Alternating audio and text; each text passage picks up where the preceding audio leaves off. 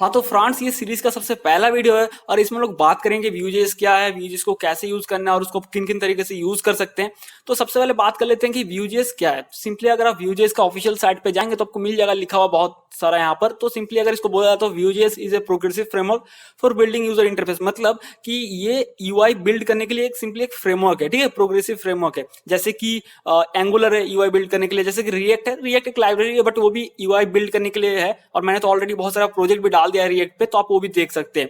तो same to same यहाँ पर वही ये सीन है कि व्यूजेस, और यहाँ पर जो आप देखेंगे कहीं आपको लिखा हुआ मिलेगा व्यूजेस रिएक्टिव है। तो रिएक्टिव का क्या मतलब होता है, मैं प्रैक्टिकल अभी जब आपको दिखाऊंगा तो आपको समझ में आ जाएगा कि रिएक्टिव होता क्या एक्चुअल में, ठीक है। तो अभी आपको सबसे पहले क्या करना है, व्यूजेस को यूज करने का दो तीन तरीका यहाँ पर है। तो सबसे पहला जो तरीका है वो सीडीएन लिंक, मतलब नॉर्मली हम लोग लिंक डालते हैं, जैसे कि अगर आपने जेक्वेरी सीखा होगा या फिर कोई भी लैंग्वेज अगर आप यूज करते हैं या बूटस्ट्रैप या कुछ भी, तो हम लोग क्या करते हैं, सिंपली एक लिंक पुट कर देते हैं, सीडीएन लिंक, और उस चीज को यूज करते हैं। तो सबसे पहला तरीका है व्यूजेस को यूज करने का कि आप सीडीएन लिंक, सिंपली आपने एक एचटीएमएल फाइल क्रिएट किया और उसमें अपने हेड के अंदर या फिर बॉडी के नीचे में जाके एक सीडीएन लिंक पुट करिए, अपना व्यूजेस का कोडिंग करें। ये एक पहला तरीका है, ठीक है। और दूसरा तरीका सीएलआई। सीएलआई क्या है, जिनको नहीं पता आपको समझ, सीएलआई सिंपली जैसे हम लोग कमांड प्रॉम्प्ट में जाते हैं और हम लोग सिंपली कुछ कमांड डालते हैं, जिसके मदद से क्या होता है कि व्यूजेस हमारे लिए अच्छा सा मतलब एक ऐप क्रिएट कर देता है, ठीक है। हमें कुछ सेटअप वेटअप नहीं करना पड़ता, पूरा का पूरा वो बंडल एक सिंपल सा क्रिएट करता है। तो ये लोग रिएक्ट जेएस जानते हैं, मेरे मतलब बहुत सारे सब्सक्राइबर जिन्होंने रिएक्ट जेएस का बहुत सारा मेरा वीडियो देखा है,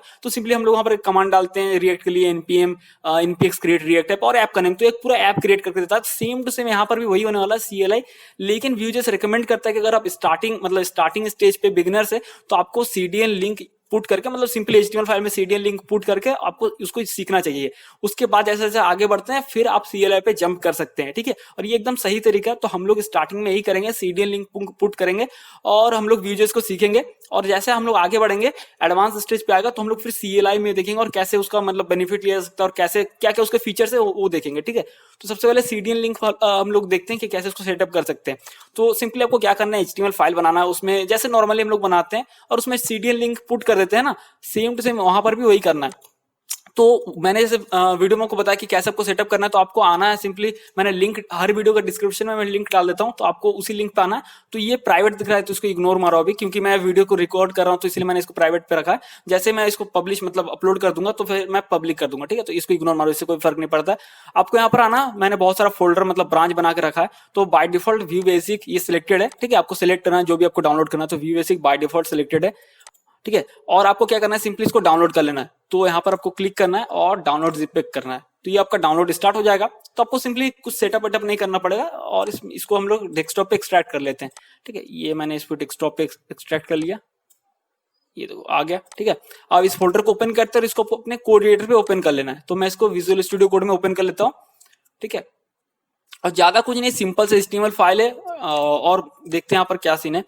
तो यहाँ पे HTML फाइल है और सिंपली मैंने कुछ यहाँ पर मतलब bulma.css को मैंने इंपोर्ट कर रहा ताकि आपको इतना फालतू मतलब लिखना ना पड़े, और गूगल फॉन्ट है, ठीक है, थोड़ा सा सही दिखे।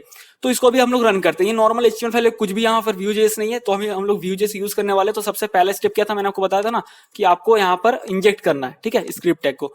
तो वो कैसे करेंगे हम लोग, यहाँ पर इसको पहले रन कर लेते हैं। तो रन करने का दो तरीका है कि आप इसको डायरेक्टली मतलब यहाँ फोल्डर पे जाएंगे और यहाँ पर डबल क्लिक करके रन करेंगे, ये एक तरीका है।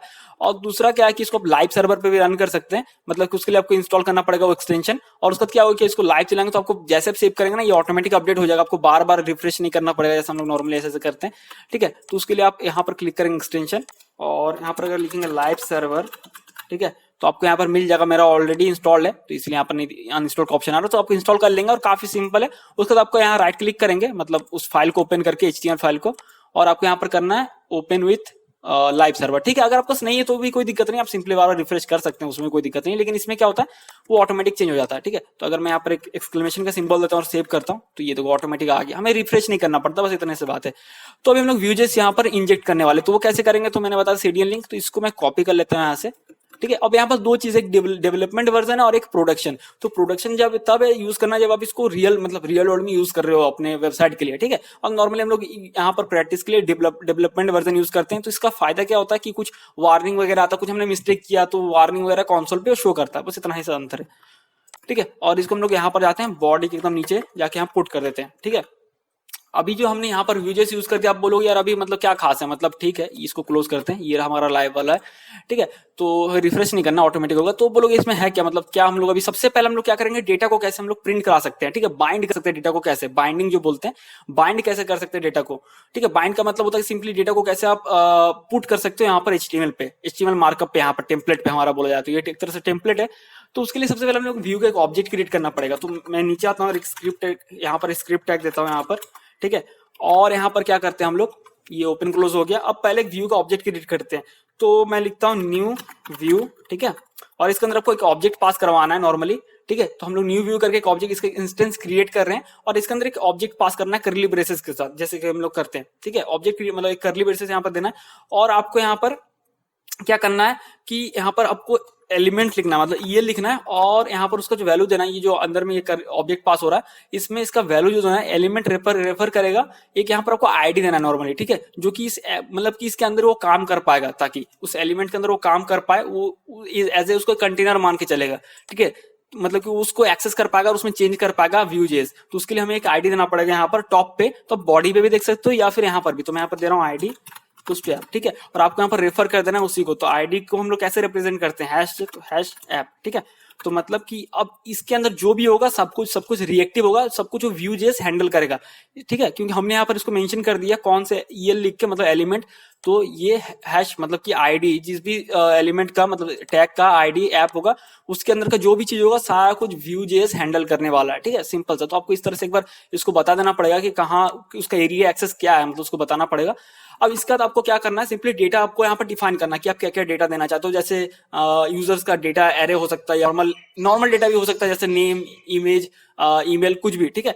तो उसके लिए आपको डेटा लिखना है और यहाँ पर एक ऑब्जेक्ट पास करा देना है यहाँ पर, ठीक है, ऑब्जेक्ट क्रिएट करना है। और इसके अंदर आप अपने सारे सिंपली एज ए प्रॉपर्टीज बोल सकते हो, बट सिंपली आपको यहाँ पर डेटा अपना डिफाइन करना है, ठीक है। जैसे मैं दे रहा हूँ यहाँ पर मैसेज, ठीक है, मैसेज मैंने लिख दिया, और मैं यहाँ पर दे रहा हूँ मैसेज का वैल्यू दे रहा हूँ वेलकम बैक, ठीक है।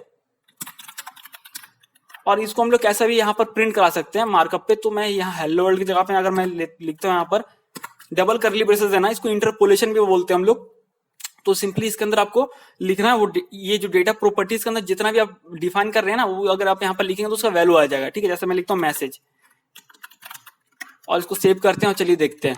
ये देखो वेलकम बैक आ गया ना, वेलकम बैक आ गया। अगर आप लाइव सर्वर नहीं यूज करें तो आप सिंपली इसको रिलोड कीजिए तो हो जाएगा, ठीक है। तो ये देखो वेलकम बैक आ गया। तो जैसे मैं यहाँ पर और एक क्रिएट करता हूँ, यहाँ पर जैसे मैं देता हूँ डेट, ठीक है, या फिर मैं लिखता हूँ टुडे, और उसमें मैं लिखता हूँ ऑब्जेक्ट क्रिएट करता हूँ न्यू डेट, ठीक है, आज का डेट जो होगा वो आ जाएगा। तो आप कुछ भी स्टोर कर सकते हैं इस तरह से डेट, लेकिन आपको ध्यान रखना जो भी आप मतलब डेटा को स्टोर कराना चाहते हो, आपको डेटा ये ऑब्जेक्ट के अंदर ही, मतलब ये ऑब्जेक्ट, ये प्रॉपर्टी में जो भी ऑब्जेक्ट है, इस ऑब्जेक्ट के अंदर ही आपको उसको स्टोर करना है, ठीक है ना। तो मैं यहाँ पर देता हूँ, जैसे फिर से मैं नीचे आता हूँ और यहाँ पर डबल करली ब्रेसेस देता हूँ कि डबल करली ब्रेसेस यहाँ पर देना ही पड़ेगा, नहीं तो काम नहीं करेगा। फिर लिखते हैं टुडे, ठीक है। तो एक तरह से बाइंड हो रहा है, ये देखो, तो ये आज की डेट आ गया। जैसे मैं इसको रिफ्रेश कर रहा हूँ तो इस तरह से आ रहा है, ठीक है। तो इस तरह से आप डेटा को बाइंड कर सकते हैं, यहाँ पर डेटा को आप इंटरपोलेशन करा सकते हैं, डेटा को यहाँ डिस्प्ले करा सकते हैं, नॉर्मली बोला है जो भी आपको देना है। जैसे मैं यहाँ पर अगर नेम देता हूँ और मैं दे रहा हूँ यहाँ पर सुब्रतो, ठीक है, आपको कॉमा देना है यहाँ पर, और उसका अगर मैं इसको हटाता हूँ, ठीक है, तो मैं यहाँ पर देता हूँ नेम, ठीक है, और अगर देखें तो देखो वेलकम बैक सुब्रतो आ गया ना। तो सिंपली अब डेटा को, सारे डेटा को आपको डेटा के अंदर स्टोर करना है और उसको जहां चाहे वहां पर आप उसको मतलब डिस्प्ले करवा सकते हैं, सिंपली डबल करली ब्रेसेस के साथ। और यहाँ पर सिर्फ आप डेटा को नहीं और भी कुछ करा सकते हैं, जैसे कि अगर मैं यहाँ पर लिखता हूँ +100, ठीक है। तो कुल मिला के बात की एक सिंगल यूनिट में आना चाहिए, एक्सप्रेशन आपको देना होता है करली ब्रेसेस के अंदर। एक्सप्रेशन का मतलब सिंपल होता है कि मतलब वो सिंप्लीफाई होके एक वैल्यू पे आएगा, ठीक है। जैसे नेम और 100 प्लस होके, जैसे सुब्रतो था नेम का वैल्यू, तो सुब्रतो 100 आ गया, ठीक है। तो जैसा मैथमेटिकल भी कुछ कर सकते हैं, जैसे मैं दे रहा हूँ यहाँ पर 100 + 200, ठीक है। तो दोनों ऐड होगा, दोनों का वैल्यू जो होगा यहाँ पर सिंपली पुट हो जाएगा, ठीक है। अब और एक चीज जो मैं भूल गया था अभी कि रिएक्टिव क्या होता है, ठीक है ना। ये एकदम बेसिक वीडियो है, तो आपको दिखाने के लिए था ये वीडियो कि कैसे आप Vue.js को इंजेक्ट करके यूज कर सकते हो, एकदम बेसिक लेवल पे, जिनको कुछ भी नहीं आता, ठीक है। तो इसीलिए मैं ये वीडियो बनाया एकदम बेसिक। उसका तो हम लोग आगे बढ़ेंगे, देखेंगे कि डायरेक्टिव क्या होता है, फिर मेथड्स क्या होता है, वाचर्स क्या है, कंप्यूटर प्रॉपर्टीज, क्योंकि हर वीडियो मैंने बोला था ना, हर वीडियो में एक एक छोटा छोटा प्रोजेक्ट डालूंगा, तो आपको और उसको मजे में मतलब समझ में आएगा और बहुत ईजी लगेगा, ठीक है। तो एक चीज बताना मैं भूल गया, लास्ट जो बचा हुआ कि रिएक्टिव, जो मैं बोल रहा था कि रिएक्टिव होता क्या एक्चुअल में, ठीक है, उसी लिए मैं आपको बताता हूँ। रिएक्टिव सिंपली अगर मैं थ्योरेटिकली बोलूं तो रिएक्टिव सिंपली क्या होता है कि Vue.js हमेशा नजर रखता है सारे डेटा पे। जैसे मेरे पास 3 डेटा है तो तीनों पे वो नजर रखेगा, ठीक है। जब भी ये चेंज होता है ये हमेशा ऑब्जर्व करता है, हमेशा इस पर नजर रखेगा। जैसे ही चेंज होता है ना तो वो क्या करेगा, जहां पर भी वो डेटा यूज किया जा रहा है, जैसे कि ये मैसेज था, ये मैसेज जो डेटा यहाँ पर यूज किया जा रहा है, जैसे ये चेंज होगा तो यहाँ पर फिर से ये ऑटोमेटिक री रेंडर करेगा, मतलब फिर से रेंडर करेगा, अपडेट कर देगा, ठीक है। अब बोलो यार दिखाओ कैसे, मतलब कैसे मान सकते हैं ऐसे बिना देखे, तो मैं दिखाता हूँ। तो इसको मैं एक वेरिएबल में स्टोर कराता हूँ। जैसे मैं देता हूँ यहाँ पर vm इक्वल्स टू, इसमें मैंने इसको स्टोर करवा दिया, ठीक है। ये जो व्यू का हमने इंस्टेंस क्रिएट किया था ऑब्जेक्ट, और यहाँ पर जाते हैं और राइट क्लिक करते हैं, इंस्पेक्ट एलिमेंट में जाते हैं, ठीक है। तो अगर मैं यहाँ पर रुक जाऊँ, उससे पहले जो ये था ना 100+ ये सब मैं हटाता हूँ, इसका कोई मतलब नहीं है, ठीक है। तो यार एक सेकंड, यहाँ पर डबल करली ब्रेसेस होगा तो यहाँ पर आ गया वेलकम बैक सुब्रतो, ठीक है। तो क्योंकि हमने इस वेरिएबल में स्टोर करवाया था, इसको हम लोग एक्सेस कर पाएंगे यहाँ पर। तो मैं लिखता हूँ vm डॉट नेम, क्योंकि देखो यहाँ पर जो इसका एक प्रॉपर्टी है ना, नेम को आप ऐसे एक्सेस कर सकते हो, नेम है, मैसेज है, टुडे है। तो मैं अगर नेम इक्वल्स टू मैं लिख देता हूँ विकास, ठीक है, और इंटर प्रेस करते हैं तो देखना है, आप यहाँ पर नजर रखना क्योंकि यहाँ पर वो नेम प्रॉपर्टी यूज हुआ है। इंटर करते हैं, ये देखो चेंज हो गया ना। तो यही रिएक्टिव है। रिएक्टिव का मतलब वही हुआ कि जैसे चेंज होगा डेटा तो उस डेटा को जो जहां पर भी यूआई में यूज किया गया होगा वहां पर फिर से वो रिरेंडर करेगा। जैसे वेलकम बैक है, तो जैसे वेलकम बैक का क्या था, मतलब कि मैसेज था ना, तो अगर मैं लिखता हूँ पर vm डॉट मैसेज और मैं लिखता हूँ बाय, ठीक है, ये तो आ गया ना, यहाँ पर चेंज हो गया, आ गया नहीं मतलब चेंज हो गया। तो क्योंकि जैसे हमने चेंज किया यहाँ से, तो वो क्या हो गया, यहाँ पर चेंज हुआ, और इस चीज को यहाँ पर हमारे HTML में यूज किया गया था। तो जैसे चेंज होगा, मैंने बोला ऑब्जर्व करेगा, जैसे चेंज होगा तो फिर से उसको रीरेंडर करेगा, मतलब फिर से उसको रन करेगा, मतलब फिर से सिंपली बोला तो उसको डिस्प्ले कराएगा, ठीक है, अपडेट कर देगा। तो ये था रिएक्टिव, ठीक है। हाँ तो फ्रेंड्स, मैं आशा करता हूँ कि आपको समझ में आ गया होगा कि Vue.js क्या है, उसको आपको कैसे सेटअप आप उसको कर सकते हैं, फिर डेटा को कैसे आप उसको डिस्प्ले करवा सकते हैं, रिएक्टिव क्या है एक्चुअल में, ये सब कुछ अगर आपको समझ में आ गया तो फिर आप अगले वीडियो में बढ़ सकते हैं।